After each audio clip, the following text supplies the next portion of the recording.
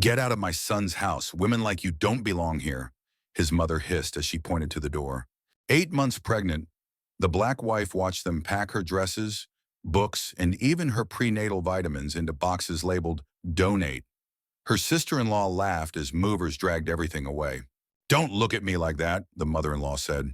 When my son finds out, he'll thank me for cleaning up his mistake.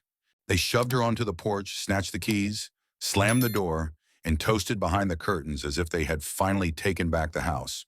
But what they didn't know was that the home they guarded so fiercely held quiet truths they had never bothered to uncover.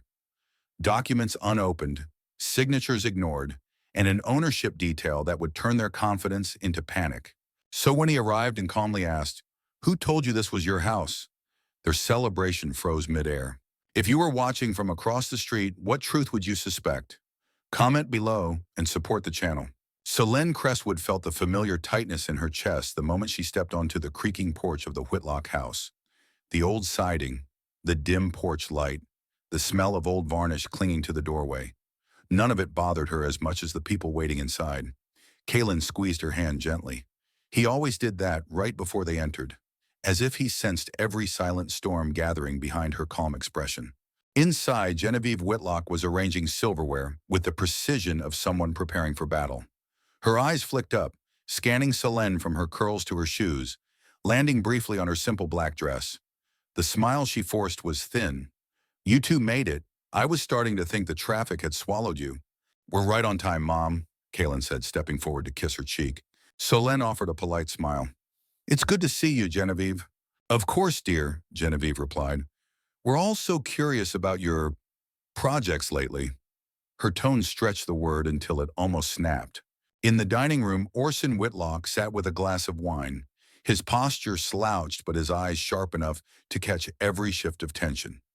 He greeted them with a nod, the same quiet nod he always used when he had nothing useful to offer. Tamsin Whitlock was already at the table, flipping through a catalog for her small art gallery. Her eyes lifted just long enough to register Solène's presence, before narrowing slightly. Solène took her seat beside Kaylin, trying to steady her breathing. She reminded herself she had dealt with investors colder than ice and CEOs with egos sharper than knives. The Whitlocks shouldn't rattle her, yet they always managed to. Genevieve served the roast chicken with an air of martyrdom. "So, Solène," she began, "how's your work these days? I imagine the field must be challenging without, well, the network some people have." Solène felt the prick, subtle but unmistakable. "It's going well," she replied. "I've been restoring a few digital collections for private clients." "Oh, digital," Tamsin said, raising her brows. "I suppose that counts as art, depending on who you ask." Kaylin set down his fork. "Tamsin, her work is incredible. You should see what she's been doing. The projection restoration she finished last month was..." His voice warmed with pride. "Honestly, it's some of the best work I've ever seen." Tamsin's lips twitched. "That's sweet, Kaylin, really. But art is still about texture, isn't it? The kind you can touch. Digital pieces always feel so distant." Solène held her expression steady, though the comment slid under her skin. She met Tamsin's gaze with a quiet strength that made the other woman look away first. Genevieve poured more wine into her glass. "I suppose different backgrounds lead to different interpretations of culture. Nothing wrong with that. It's just an adjustment." Kaylin inhaled sharply. "Mom, I'm simply saying," Genevieve continued, "that certain families value tradition. Others come from places where things are more fluid." Solène felt the room tilt in that familiar way, the shift from politeness to something colder. She kept her voice even. "Every family has its own history." "True," Genevieve said. "Some longer than others." Kaylin looked like he was about to stand. Solène touched his arm gently, signaling him to stay calm. She didn't need rescuing. She never had. Dinner continued in a pattern she already knew by heart. Tamsin complained about declining gallery visitors, and Genevieve made quiet remarks that sounded like concern until you listened closely. Orson made no move to intervene. Kaylin tried to talk about his recent architectural proposal, but the conversation was dragged back to the Whitlocks' grievances each time. When dessert arrived, Genevieve clasped her hands as if preparing for a final blow. "Solène, dear, I always admire women who manage to succeed without established support." She smiled sweetly. "You must work very hard. I do, Selene replied, and I'm proud of that. Kaylin's eyes softened with admiration, and she felt a small warmth bloom in her chest. His presence grounded her in a way nothing else did. The evening finally ended, and Selene slipped on her coat. She thanked Genevieve with politeness that felt like armor. Outside, the cold night air rushed in like freedom. Kaylin walked beside her silently until they reached the car. I'm sorry, he said, voice tight with shame. I thought tonight would be better. I know, she murmured. You always hope that. He swallowed. It shouldn't be like this. She looked at him then. Really looked. His worry, his guilt, his love all written clearly across his face. She cupped his cheek. We're okay, she whispered. But things like this, they reveal a lot about your family, about us. Her chest tightened again, but this time with something heavier. I just need to know that what we have can survive it. Kellen took her hand, holding it like a promise. It will, he said. I won't let them hurt you. Solène didn't answer immediately. She stared out at the dark street, letting silence settle. Deep inside, she already understood. This dinner wasn't just a meal. It was the first measure of a long, difficult test. And she would face it with her head held high. The living room of the Whitlock house felt colder than usual, as if the air itself had tightened in anticipation. Selene Crestwood sat beside Kaylin on the worn sofa, her hands folded over her stomach. She hadn't planned to share the news this early, but Kaylin had insisted it was the right time. He wanted his family to know. He wanted joy to grow here, even if Selene doubted it could.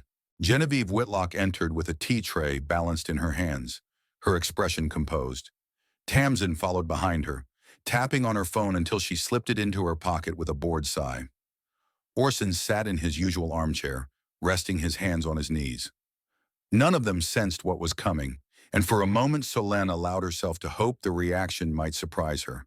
Kellen cleared his throat. We asked you all here because, well, we have something important to tell you. Genevieve sat down slowly. Is it about last night? Because if this is an attempt to lecture us about manners, I assure you, it's not that, Kaylin interrupted. It's good news. Tamsin leaned back, crossing her legs. Good news for who? Solène felt his hand find hers. He squeezed once, almost trembling with excitement. That alone softened her expression. We're having a baby, Kaylin said, voice warm, eyes shining with pride. We found out last week. The words landed like stones in still water. Not a smile appeared, not a gasp of joy. Only silence stretched across the room, long enough for Solène to hear her own heartbeat. Genevieve's cup clinked against its saucer. A baby, she repeated slowly. Well, that is unexpected. Tamsin blinked twice, her mouth tightening. Really? She glanced at Solène as though checking if the announcement was some kind of prank. You're pregnant? Yes, Solène said softly. Genevieve forced a stiff smile. Children are blessings, of course, but the world can be difficult for certain families. Mixed backgrounds present challenges. The room seemed to tilt again, that familiar shift toward something sharper. Solène straightened. We're aware of the challenges. I'm sure, Genevieve murmured. I just worry. A child with two very different heritages might feel lost, and the Whitlock legacy is already fragile. Things like this complicate it. Complicate? Kaylin repeated, staring at her. You're talking about our child. Orson cleared his throat but didn't intervene. Tamsin leaned forward with a cold curiosity. So the baby won't look like a Whitlock. That's what we're saying, isn't it? It won't really represent us. Solène's fingers tightened around Kaylin's hand. A part of her wanted to walk out, but she held her place. She needed to see how far they would go. Genevieve exhaled dramatically, as if burdened by her own tolerance. We simply wish the best for the child. Society can be unkind, and when a heritage is diluted... Diluted? Kaylin's voice cracked with disbelief. Mom, do you hear yourself? Tamsin shrugged. I'm just being honest. Kids can be cruel, and not everyone will see this baby as a Whitlock. It is what it is. Solène felt something inside her cool into a solid, immovable calm. Their prejudice was no longer hidden beneath politeness. It stood naked in the center of the room. Kaylin rose from the sofa. I can't believe this. This is the moment you should be celebrating, and you're talking about heritage charts and images. Do you understand how hateful this sounds? Genevieve stiffened. Don't raise your voice at me. No, he said louder. Someone needs to. You're talking about my wife and my child. Solène stood beside him, placing a steadying hand on his arm. Kaylin. He looked at her, chest rising and falling with anger he couldn't contain. But when he met her eyes, he inhaled slowly and forced himself to breathe. Solène faced the room. Her voice was calm, almost too calm. This child isn't here to continue the Whitlock legacy. It won't be shaped by your fears or controlled by your expectations. It's the beginning of something new, something stronger. Tamsin scoffed, but she didn't look as confident now. Kaylin reached for his coat, helping Solène into hers before putting on his own. Genevieve rose from her seat, looking almost offended. You're leaving already? Yes, Kaylin said. There's nothing more to say. Solène turned one last time, her expression unreadable. We hope for kindness today, but hope only takes you so far. Orson shifted uneasily but said nothing. They walked out together, the door closing behind them with a quiet finality. Outside, the afternoon sun glowed through the trees, warming Solène's skin. Kaylin stood still for a moment, breathing hard. I'm sorry, he whispered. You deserve better than this. Solène touched her stomach gently. Our baby will have better than this. Kaylin nodded, pulling her into his arms. In that tight embrace, she felt both the weight of the moment and the certainty of their next steps. The Whitlocks had shown their true selves, and Solène would never forget it. The first hint that something was wrong with the Whitlocks arrived on a quiet Wednesday morning, when Kaylin set down his phone with a troubled look. Solène watched him from the dining table, her laptop open but her focus slipping. Over the past weeks, she had sensed the undercurrent around his family shifting, tightening like a rope being pulled from both ends. What happened? She asked. He hesitated. Tamsin's gallery might shut down. She called me earlier. Said she's restructuring. But I know what that means. Solène nodded slowly. Tamsin had always treated her like a rival rather than family. Yet hearing this didn't bring satisfaction, only a steady, quiet understanding of what was unfolding. And my father, Kaylin rubbed the bridge of his nose. His company's accounts are frozen. Some creditors pulled out. Mom is panicking. So it had begun. Solène closed her laptop gently. I'm sorry they're going through this. He sat across from her, worry etched into his face. I don't want you to think I'm asking for anything. This is their mess. They've made their choices. I know, she said softly, and she did. Kaylin never asked for help, never tried to use her as a resource. His integrity was one of the reasons she loved him. But the Whitlock's integrity had always been different. A knock came at the door, sharp, controlled, familiar. Kaylin stiffened. That's my mother. Solène stood, smoothing her blouse as she approached the door. She opened it with a polite smile. Genevieve Whitlock stood on the porch holding a neatly wrapped box with a ribbon tied too tightly. Her posture was crisp, her chin lifted as if granting an audience. Hello, Solène, she said. I thought I should stop by. Solène stepped aside. Come in. Genevieve entered with the air of someone inspecting a museum exhibit. Her gaze swept across the living room, pausing on nothing yet silently judging everything. It's cozy, she remarked. Kaylin appeared behind Solène. Mom, what are you doing here? I came to offer something, Genevieve said, lifting the box. A gesture of goodwill, considering the circumstances. Solène exchanged a quick glance with Kaylin. What circumstances? Genevieve sighed dramatically. Well, with a baby coming, I thought you might appreciate support. New families often struggle, and I know your background didn't exactly prepare you for certain needs. Solène felt the words settle like dust, soft but suffocating. What's in the box? Kaylin asked.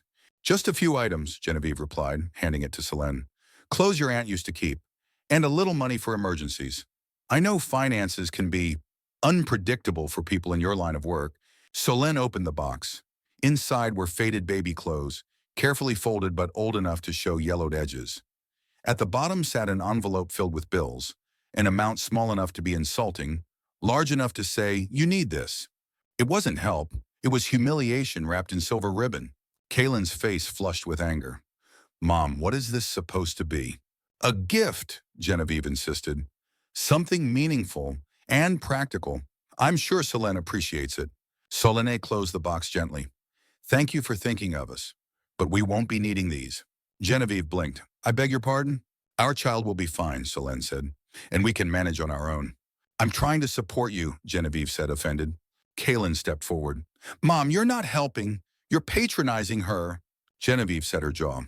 You two are going to understand one day that pride doesn't raise children. And prejudice doesn't either, Kaylin shot back. For the first time, Genevieve wavered. Solène closed the box and handed it back to her. Please take this. Really? Genevieve's expression hardened. If that's how you feel. It is. Without another word, she turned sharply and left. The door closed behind her with a definitive thud. Kaylin paced the living room, running a frustrated hand through his hair. I can't believe she did that. But Solène stood still, hands resting on her stomach. Her expression was calm, too calm. Kaylin finally noticed. What are you thinking? He asked. That this is only the beginning, she said. Your family is losing their stability, their image, their control. They'll lash out more. He stepped closer. I won't let them drag you into it. You won't have to, she murmured. What she didn't say, what she kept tucked behind her serene exterior, was that she already knew the full scope of the Whitlocks' financial collapse. Her team had been tracking it for weeks. The companies are circling their debts, the silent withdrawals, the failed payments. She knew, too, that Crestwood Ventures had quietly acquired the largest claims against them. Through subsidiaries, through intermediaries, through carefully hidden channels, she now held the power the Whitlocks believed they still had. But Solène was not interested in revenge. She was preparing for the moment the truth would matter. Later that evening, after Kaylin had left for a meeting, Solène retreated to her office. She made a brief call to her operations director, a woman named Maren Holt, a sharp, loyal professional who had worked with Solène for years. When Maren answered, her tone was crisp. Everything is ready. The remaining claims will transfer by morning. Good, Solène said. You want to proceed quietly, I assume? Yes, no actions until I say. Understood. Solène hung up and stared out the window, her reflection merging with the night sky. This wasn't about crushing the Whitlocks. It wasn't even about balance. It was about creating the ending she needed. For herself, for her marriage, for her child. When Kaylin returned later, she greeted him with a gentle smile. He didn't need to know every move yet. There would be a time when the truth arrived with purpose and clarity. And when that moment came, no one in the Whitlock family would be able to look away. The Whitlock house was unusually quiet when Solène arrived that afternoon. Kaylin had left for a 3-day work trip early that morning, kissing her forehead before slipping out the door. He was excited about the project he was pitching, and she had encouraged him to go, knowing he needed the opportunity. But now, standing in his childhood home, she sensed something heavy lingering in the air, like a storm waiting to break. Genevieve Whitlock stood in the living room with a stack of folders clutched to her chest. Her posture was stiff, her expression unwavering in a way Solène had learned to recognize. Orson sat on the couch, hands folded, staring at the carpet. Tamsin hovered by the window, arms crossed tightly. Solène greeted them with a polite nod. You asked me to come. What's going on? Genevieve exhaled dramatically as though she were preparing to deliver a sermon. We thought it best to share some news with you directly. The situation here has escalated. Tamsin let out a bitter laugh. Escalated is putting it mildly. Genevieve shot her a warning glance before continuing. We found a buyer for the house. A very generous offer, considering the current market. Solène kept her face steady. I see. We'll finalize the agreement soon, Genevieve said. There's no other choice. The debts have reached a point where selling is the responsible thing to do. Orson murmured almost to himself. It's the only thing to do. Solène let the silence stretch. She already knew every detail of their financial collapse. Her team had sent her the numbers last night. What interested her now was not the crisis itself, but how they planned to involve her. Genevieve straightened, her eyes narrowing. Since Kaylin isn't here, this decision falls to me. Solène lifted a brow. What decision? Tamsin stepped forward. We can't keep carrying you, she said bluntly. It's too much. The bills, the space, the stress, everything. Solène inhaled slowly. Carrying me? Yes, Genevieve said, her voice sharpening. You and your situation. A baby arriving soon means expenses. It means space. And frankly, we cannot be expected to shoulder that when we're drowning ourselves. Solène stared at her. Shoulder what? I haven't asked you for anything. Genevieve waved her hand as though that detail were irrelevant. Regardless, we need to make practical decisions. You and Kaylin will have to move out.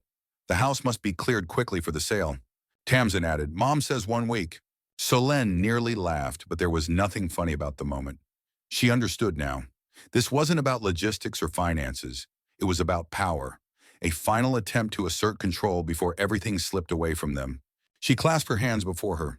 So you're telling me that Kalen and I need to leave his childhood home within 7 days? Yes, Genevieve said. Out of respect, we're informing you first. Kalen doesn't need additional stress before his presentation. Solène felt a flicker of bitterness rise in her chest. You made this decision without him. He's too emotional when it comes to you, Genevieve replied. We can't rely on his judgment. Solène let that settle. Her heartbeat slowed, not from shock, but from clarity. She had always known a moment like this would come. She had been waiting for it. Orson tried to soften the blow. This isn't personal, but it was personal. Every syllable dripped with resentment. Genevieve folded her hands primly. I expect you to be reasonable about this. We've been accommodating for long enough. Tamsin muttered, way too long. Solène lifted her chin. If that is what the family has decided, then I understand. Genevieve blinked, caught off guard by her calmness. Good, I'm glad you see it. Yes, Solène said softly. I see everything. She reached for her bag, preparing to leave, when Genevieve spoke again. And Solène, please keep this quiet from Kalen until the sale is finalized. It's for his own good. For his good, Solène repeated. Of course. She turned toward the door. But then Genevieve added one last sting. You know, dear, this is ultimately better for the baby.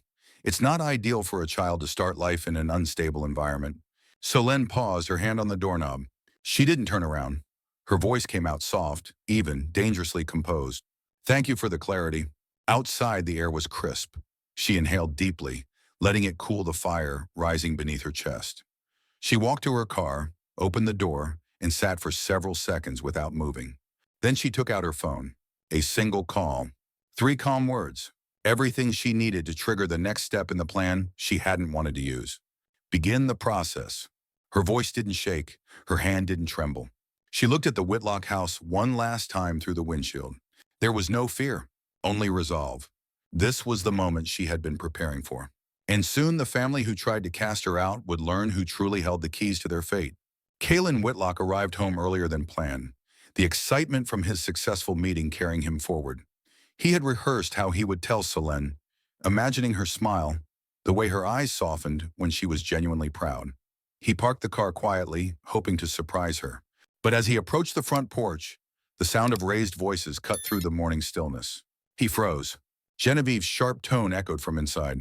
Move that box to the curb. I don't want it cluttering the hallway. Then Tamsin's voice, annoyed and breathless.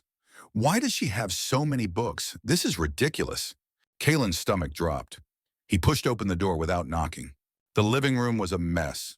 Boxes, their boxes, were stacked by the door. Clothes spilled from half-open bags. A framed photo of him and Solène lay face down on the floor, its glass cracked. His mother stood over a pile of folded clothes, tossing them into a trash bag as if they were scraps. Tamsin dragged another box toward the entryway with deliberate cruelty. And in the middle of it all, Solène stood still, one hand protectively over her stomach. She wasn't crying. She wasn't shouting. She was holding on to a single small box, her face calm in a way that terrified him. Solène, he breathed. She turned at the sound of his voice. Something shifted in her expression. Relief, ache, and a quiet acceptance.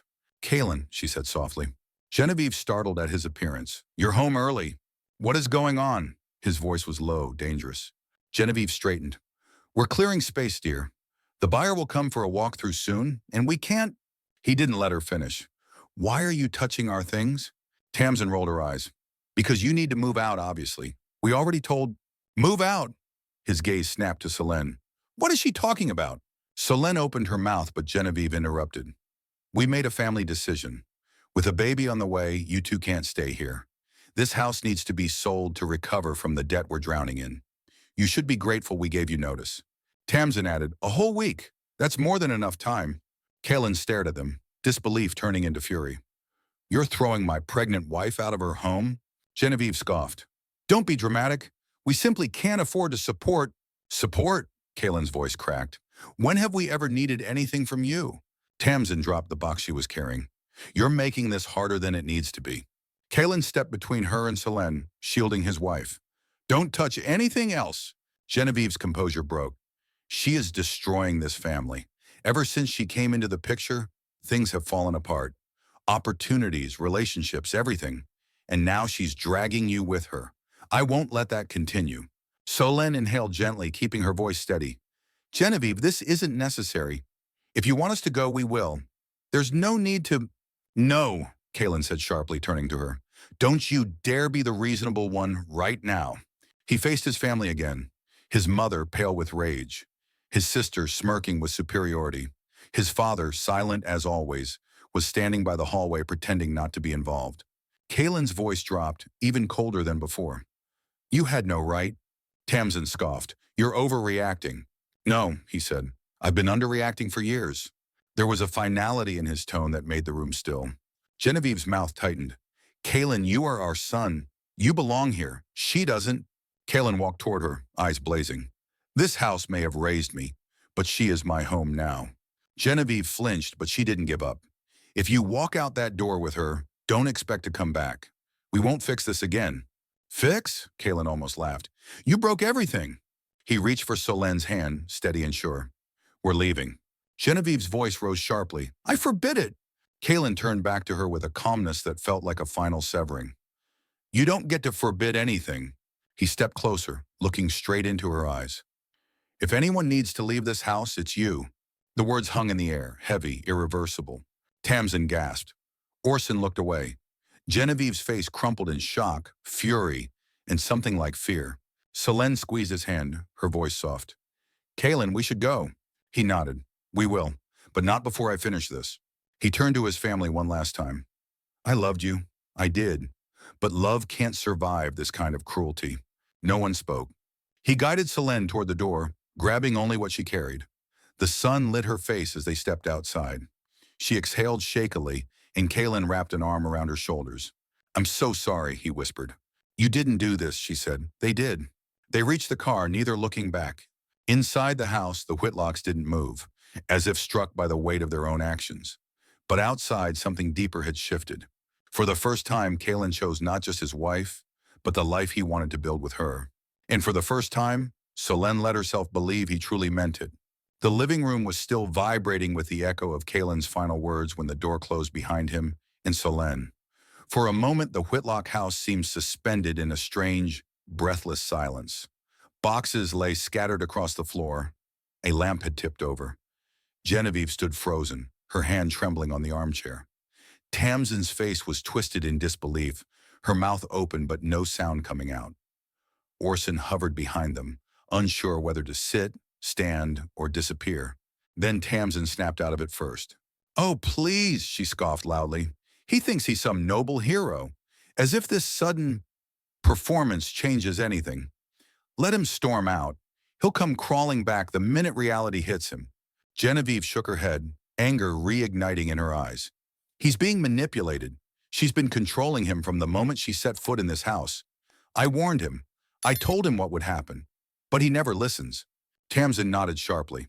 Exactly. She drags him down, makes him weak. I bet she planned this, all the dramatics. She loves looking like the victim. And the way she stood there, Genevieve added bitterly, like she was better than us, like she owned the place. Solène, who had re-entered the living room to retrieve her bag, paused mid-step. Her voice floated calmly across the space. Owned the place? She repeated. That's interesting wording. Tamsin spun around, startled to see her still there.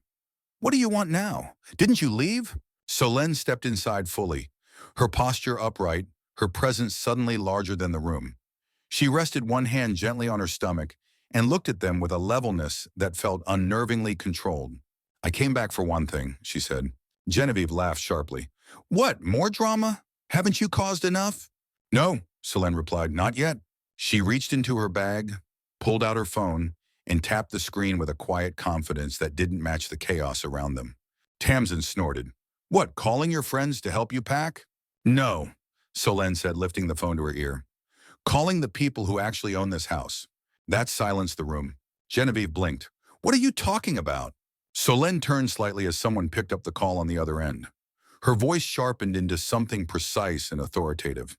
Hello, this is Solène Crestwood, she said. You may proceed. She ended the call. The name hit the room like a thunderclap. Genevieve frowned. Crestwood. As in, no, that's impossible. Tamsin's face drained of color. Wait, Crestwood Ventures? That's Crestwood? Solène finally looked at them directly. Yes. Genevieve stumbled back a step. You can't be serious. I'm completely serious. Orson, unusually pale, whispered, You're the Crestwood. Solène nodded once. I am. And since transparency seems appropriate now, let me explain what that means for you. She stepped forward just enough that the morning light caught the calm determination in her eyes. Your debts, she said. The ones your husband accumulated. The ones suffocating the gallery. The mortgage payments you forgot to mention to your son. Her tone stayed even, steady. All of them are held by subsidiaries belonging to my corporation. Genevieve's lips parted in horror. No, no, that can't be. It is, Solène interrupted gently. Your creditors answer to me. The person who purchased the rights to repossess the house is one of my holding companies. And the landlord who owns Tamsin's gallery building? She paused. Also me. Tamsin shook her head violently. This is insane. You're lying. Solène held her gaze, unblinking. Call the number on your lease agreement. Ask who signs the approvals. Tamsin's breath caught in her throat. Genevieve let out a weak sound, something between disbelief and outrage. You deceived us. No, Solène corrected softly. I protected myself. The room was dead still, except for the sound of Genevieve's shaky exhale. You bought everything, she whispered. I secured what I needed, Solène answered. I knew the storm was coming, and I hoped, truly hoped, that kindness and respect would keep me from ever needing to use any of it. Tamsin gripped the edge of a table, knuckles white. And now you'll crush us? Just like that? Solène shook her head. If I wanted to crush you, you'd be standing outside right now, watching the locks change. Genevieve swallowed hard. Then what do you want? For this moment, Solène said, I want you to understand exactly why you can never speak to me or my child the way you have again. They stared at her, speechless. Solène took a deep breath, soft, almost sorrowful. I never wanted this. I married Kalen because I loved him, not because I needed influence.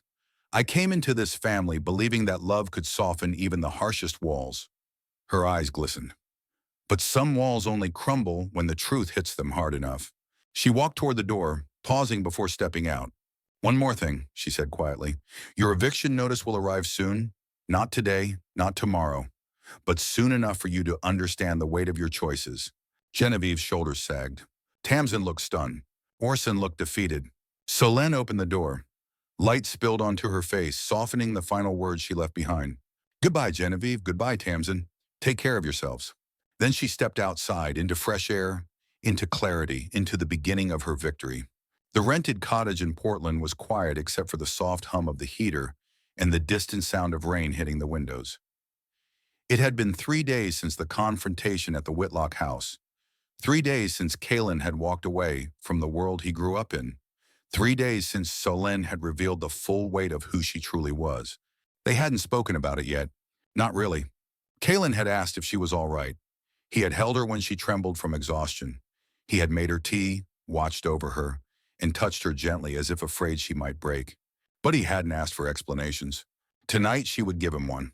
Solène sat on the sofa, hands clasped tightly in her lap, staring at the flickering fireplace.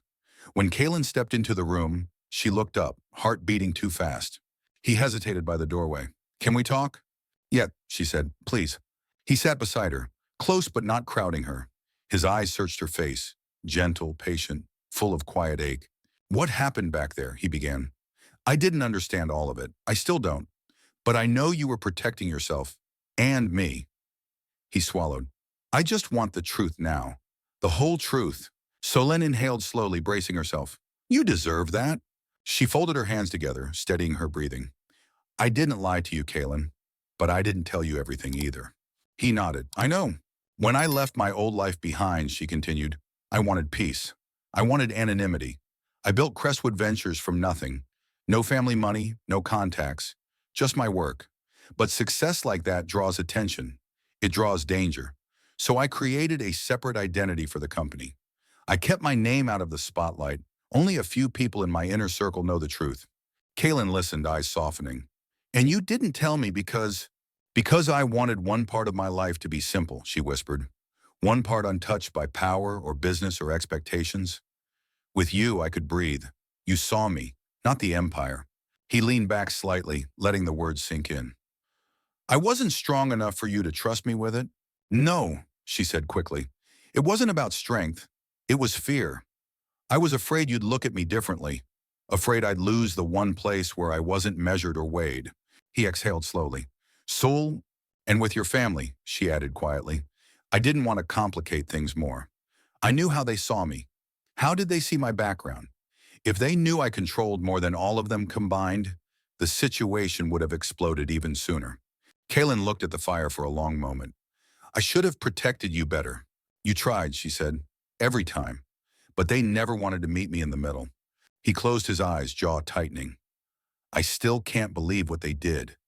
Throwing your things out, talking to you like that, treating you like... His voice cracked with anger. I hate that you went through that. Solène reached for his hand. We both went through it, and we're both out of it now. He looked at her then, and she saw the question forming before he asked it. What do you need from me now? She held his gaze. I just need honesty, and a future built on something real, not fear, not expectations, not their standards. Kaylin nodded slowly. Then I need to say something. She waited. I don't care if you're Crestwood or not, he said, voice steady.